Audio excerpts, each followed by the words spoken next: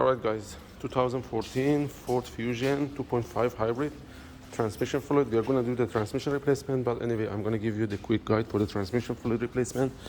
There is a small Allen right there. As you see, you got it come here,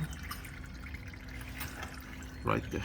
You take that out, transmission is going out, and then for the refilling, I have the transmission out here, right there.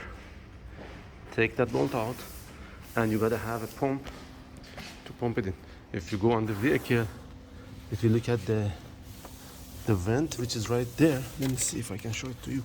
Right here, then it's gonna be just down there. You're not gonna miss it. Behind there, where my finger is.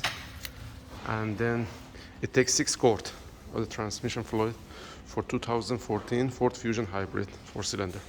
Thank you guys for watching.